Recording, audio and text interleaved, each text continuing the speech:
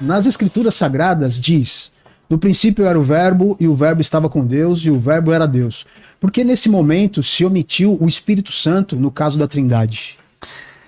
Veja, na verdade não é que se omitiu, é que todos os textos bíblicos são escritos e esse texto ele está com uma intenção de fazer referência a uma verdade, um tema que deve ser ressaltado. Né?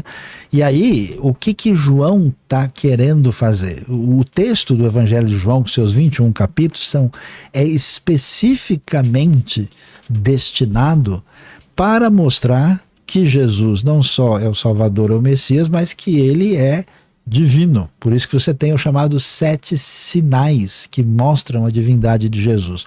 E para mostrar isso, então ele começa lá en logos, né? No princípio era o Verbo estava com Deus, o Verbo era Deus. Não existe omissão do Espírito, o Espírito não está reservado para esse capítulo. Quando você lê um pouquinho mais para frente, chega no capítulo 3, Jesus conversando com Nicodemos, ele vai dizer que o Espírito sopra onde quer. Não quer dizer que o Espírito está fora do Evangelho de João. O Espírito não é ressaltado apenas nesse versículo. E ninguém constrói uma, vamos dizer, doutrina ou teologia completa olhando um versículo só. Até porque se a gente pensar que nesse versículo foi omitido o Espírito, foi omitido escatologia, foi omitido foi omitido os 10 mandamentos, foi omitido as bênçãos, porque não cabe num versículo só. Então a coisa é mais tranquila do que a gente imagina. A pergunta dele foi em João 1? Em João 1? Por que não tem o Espírito? Teria sido omitido a lá em Gênesis 1 tem o Espírito pairando sobre a face das águas, tudo né? Bem. Na criação. E respondendo ele também, tá ali, né, o pai criando, o filho criando, mas a Bíblia também narra o Espírito, né, como o Criador em Jó 26:13, Jó 33:4 e Salmo 104, versículo 30. Então, não está em João 1, mas o Espírito está pairando em Gênesis 1, e em Jó e em Salmo, o Espírito Santo também é tratado como Criador. E em Zacarias e Romanos, como onipotente, em Salmo 109, como onipresente, e 1 Coríntios 2 e Hebreus 9, como onisciente e eterno. O Espírito Santo é Deus. Ruach Elohim merachef al pnei hamayim. É a frase, o Espírito de Deus pairava sobre a face das águas. Aí hebraico. Veruach Elohim merachefet al pnei hamayim. Vai lá, Lene. Verua Elohim merachefet al pnei hamayim. Ao pnei Hamai. Tá bom. Olha o Lene, mais um conhecimento adquirido. Rabino Lene tá ordenado. Hebraico é a área dele, né? Eu comecei um curso de hebraico, eu estava na transliteração, não estava na gramática, com o César Cavalcante, que você conhece, claro, com toda certeza. E, rapaz, eu vou voltar pro curso, que eu não terminei, mas não é tão simples não, né? Hebraico é trapa, só de gente doida que mexe com isso. Não pode confiar em quem estuda hebraico, não. Ninguém é normal que mexe com essas coisas, não. O Gabriel Felipe, ele fala aqui o seguinte: vocês podem falar sobre o não julgueis? Hoje você não pode dizer que é errado o que é errado, porque se você não está julgando, sendo Deus, e Deus manda nós não julgarmos. Ah, meu papai, esse não julgueis me faz suar. A turma fala assim, olha, fulano tá no pecado, não julgueis, porque tá na Bíblia. Realmente está na Bíblia, né, Sérgio? Não julgueis para que não sejais julgados. Mateus capítulo 7, versículo 1. Então, a mulher está na prostituição? Não julgueis. O homem está fazendo caixa 2 lá na empresa dele? Não julgueis. O bandido está roubando sua casa lá? Não chama a polícia, não. Não julgueis. Será que é isso que Deus está falando? É claro que não. Primeiro, o próprio contexto da passagem mostra que o que Jesus está condenando é a hipocrisia. Se você tem uma trave no seu olho, mas está reclamando do cisco no olho do vilelo do saião, você é um hipócrita ao julgar. Você não pode decidir sobre algo ou alguém se você não é exemplo disso. Agora, a própria Bíblia que diz não julgueis, no contexto já mata esse não julgueis aí para aceitar qualquer coisa, para aceitar tudo. Agora, a Bíblia diz, o próprio Jesus, julgue pela reta justiça. Se você não pode julgar na hipocrisia, você pode julgar de acordo com as Escrituras. É o manual de fé e prática. Por que eu sei que muitos pecados estão errados? Porque eu tenho um cânon. Eu não estou julgando a minha cabeça, eu estou julgando por causa da Bíblia. Tem muita coisa que a Bíblia diz e continua sendo pecado. Eu não estou julgando, eu só estou proferindo o que as Escrituras dizem. A própria Bíblia que diz que não julgueis, diz que a gente tem que julgar as profecias. Então como é que eu vou julgar as profecias se eu não posso julgar? Né? Ouvir tudo e reter o que é bom. Como é que eu vou exercer disciplina na igreja sem julgar? O apóstolo Paulo julgou um rapazinho que estava deitando com a mulher de seu pai, lá em 1 Coríntios capítulo 5, mandando ele embora da igreja, entregando a Satanás. Sabe o que Jesus falou? O Jesus da Bíblia, não o Jesus de hoje. O Jesus da Bíblia disse assim, olha, se eu tenho um problema com o Saião, vai lá e resolve. Sim. Vai lá e resolve. Se o Saião não quiser me perdoar, chama 2 testemunhas. Se não quiser, leva para a igreja inteira.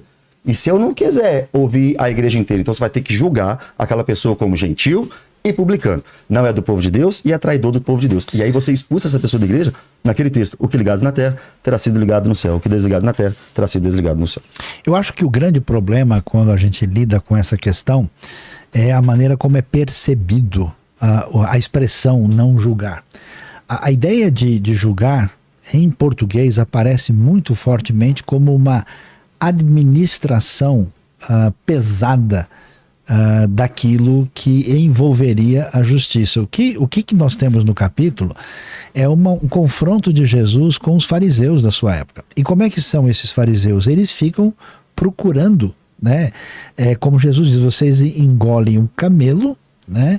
E não, com mosquito. Isso. Então eles administram um procedimento indevido. Então o que ele está dizendo?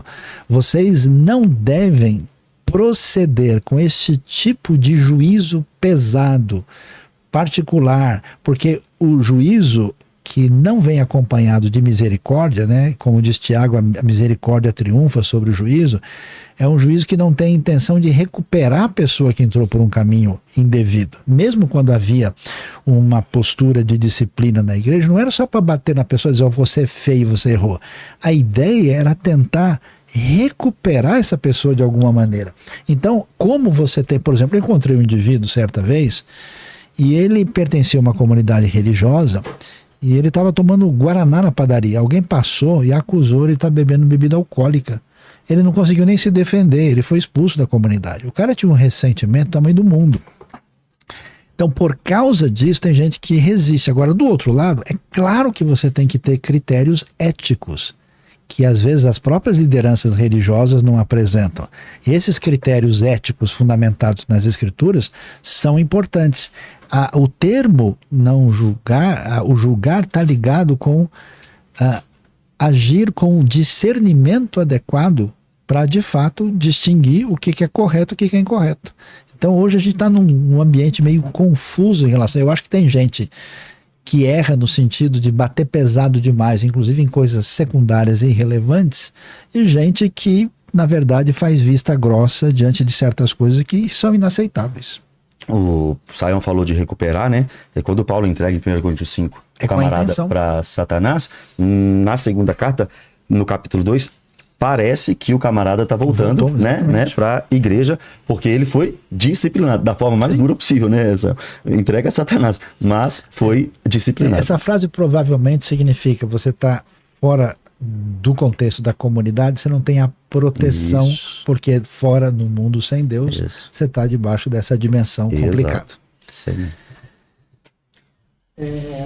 O Kleber Rodrigo, ele falou aqui o seguinte: Saião, por que a palavra da cruz de Jesus, entre parênteses ele coloca de Jesus, é loucura do ponto de vista histórico? Com certeza, uma loucura total. Aliás, Vilela, posso dar claro. Aqui? Tem um livro que eu vou dar de presente para você, chamado 365 Torrentes no Deserto. Então aqui você tem o deserto da Judéia, que você já conhece, olhado lá de cima. Aqui está de costa aqui a Miriam, filha que está aqui junto com o genro Luan, que trabalham comigo, né?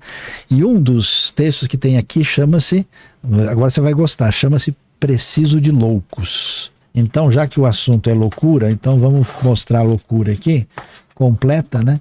E você vai ver que Preciso de Loucos, e aqui tem a... Não sei se você lembra alguém aqui, né? Preciso de louco tá aí, né? É o louco da Turma da Mônica? Pode ser, ou pode ser alguém que tá perto de você também, mas de qualquer maneira, né? Aqui Preciso de Loucos. E o que acontece? Por que o evangelho da cruz, a palavra da cruz é loucura?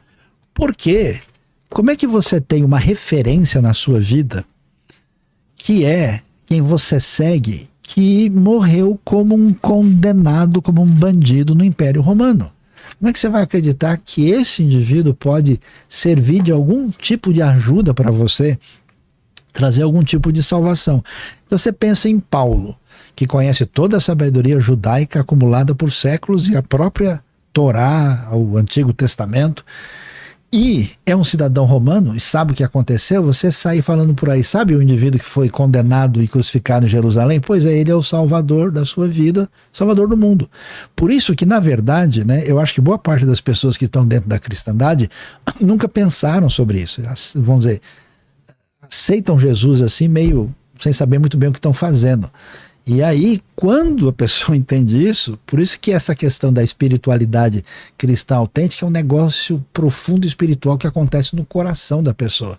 Porque do ponto de vista da promessa, ninguém tem que esperar nada de Jesus. Então, a palavra da cruz é loucura, né? E de fato, esse texto aqui que a gente escreveu, que é um texto muito interessante, que a gente fez um vídeo também para o canal, esse texto ele mostra que uma série de outros textos apresentam o evangelho como um tipo de loucura. Quando Paulo vai pregar lá, que ele está preso em Cesareia Marítima lá, diante, né, do Agripa, quando eles escutam Paulo, falam, não é possível, Paulo, você está maluco, você está louco, as muitas letras fizeram você delirar, né? Porque de fato é coisa de doido. Pois é. Doideira total. Fala, doido. O André Luiz, ele perguntou o seguinte: nosso Jesus é o mesmo Jesus do texto de Tiago 1,27? Aí ele coloca aqui um ponto de interrogação e ele fala, pois ali fala de religião. É isso aí, muito boa pergunta. A religião verdadeira é visitar os órfãos e as viúvas e se afastar, né? A versão antiga fala se abster da corrupção do mundo. Pois é. Veja que coisa interessante, né? Eu acho, e aí uma crítica para o mundo protestante de modo geral, né? Para não se identificar com outras tradições cristãs, por que é tão importante esse negócio de visitar os órfãos e as viúvas? Porque traz aquela ideia, quer dizer, que se Deus me amou e fez tudo por mim em Cristo, sem que eu tenha merecimento pela sua graça, o sinal de que a graça de Cristo está em mim é eu querer ajudar os outros sem receber nada em troca. Aí é verdade. E como é que eu sei disso? Porque se eu for ajudar o Vilela, é malandragem. Vilela, você não pode confiar em mim, porque eu estou querendo alguma coisa em troca. Vilela, eu trouxe aqui, quem sabe o Vilela vai também me dar um presente depois. Mas quando você ajuda uma viúva, a viúva não tem como pagar. Quando você ajuda o órfão, esse pessoal não tem como devolver. Então, como as pessoas agem sempre nas segundas intenções, só coloca azeitona na empada do outro, se for para comer mais da metade, aí a gente começa a ver se funcionou. Então esse texto aí, a gente lê rapidinho e pula pro próximo, né? Porque e não entrar no esquema do mundo, porque o esquema do mundo é o esquema onde você só está interessado em encher o seu umbigo e levar vantagem e não fazer diferença na vida de ninguém. E aí quando a gente pensa assim, eu acho que a gente tem uma espiritualidade glutona hoje em dia. Como é que Deus me faz uma pessoa melhor, mais bonita, mais rica, mais especial, tal, e não tem essa espiritualidade de doação. E quando a gente olha para Jesus, é outra pegada. Ser salvo é a coisa mais tranquila do mundo, numa visão soberana de Deus, porque a salvação vem de Deus. Mas ser cristão vai te demandar tudo, E ser cristão, eu costumo falar que não é só fazer, como Sayão diz, é fazer com a intenção certa. Você pode orar com a intenção errada, a fim de serem vistos pelos homens. Você pode jejuar com a intenção errada, né? Mateus capítulo 6, você pode dar bens aos pobres, como Paulo disse também, né? Para aparecer, e lá Paulo diz, eu posso queimar o meu corpo, mas se não for com amor verdadeiro, de nada é. O texto que o irmão fez a pergunta, né? No 26 diz, se alguém supõe ser religioso, deixando de refrear a língua, antes enganando o próprio coração, a sua religião é vã. Então existe uma religião que não é vã. Aquele desejo de, em Cristo e por meio dele, se achegar a Deus. E o 27? O 27 diz, a religião pura e sem mácula para com o nosso Deus e Pai é esta, visitar os órfãos e as viúvas nas suas tribulações. Alguns irmãos aí, eu não sei se eu chamo de irmãos, às vezes eles param só nisso aqui também, só fazendo um pontinho nisso, porque eles dizem, não, religião certa é fazer o bem. Religião certa é visitar os órfãos e as viúvas nas suas tribulações. E as pessoas acham que a vida cristã é só fazer o bem. Então, às vezes, as pessoas não reconhecem Jesus como Salvador, mas fazem o bem. Às vezes, as pessoas não arrependeram dos seus pecados, mas fazem o bem. Então, elas acham que elas estão agradando a Deus e vão ser salvas. Isso é o maior erro que você pode cair, porque a salvação não é por obras. Paulo diz que é pela graça mediante a fé. Isso não vem de vós, é dom de Deus. Não vem de obras para que ninguém se glorie. Então, se alguém está nos assistindo e só porque deu a cesta básica desse mês já para alguém necessitado, e só porque tem uma clínica de recuperação, só por isso essa pessoa acha que está salva, ela não está. A salvação é o arrependimento de pecados. Eu sou pecador, eu vim de Adão, eu sou filho de Adão, eu estou indo para o inferno, caminhando a passos largos para a condenação eterna, para queimar no Guiena, lago de fogo e enxofre, para todo sempre. Por quê? Porque eu sou mau. Agora, esse Jesus é a solução. Deus amou o mundo de tal maneira, né? Que deu o seu filho unigênito. Aquele que não crê, a Bíblia diz, já está condenado. E o Saião puxou, acho que ele fez isso de caso pensado, para o final, né? E a si mesmo guardar-se incontaminado do mundo, né? Então, mas aí quando acontece essa recepção da graça de Deus e o perdão, a ideia bíblica é que a pessoa é cheia de amor e de graça, que ele vai ter essa disposição, porque se ele encontrou uma realidade espiritual em que ofuscou tudo aquilo que a realidade à nossa volta promete, o desejo dessa pessoa é ser sal da terra e luz do mundo. Aí é uma outra pegada. Então, é complicado quando isso não acontece. Por isso que eu acho que boa parte da nossa espiritualidade hoje, ela está, de alguma maneira, adoecida. Porque ela precisaria mostrar esses sinais de que essa graça invadiu o coração das pessoas. É possível fazer o bem sem Jesus, mas é impossível deixar de fazer o bem com Jesus. E o bem desse jeito. Não, né? Claro, com certeza. que o bem normal Segundo a gente faz. Chamar o Vilela para comer pizza, não, de boa.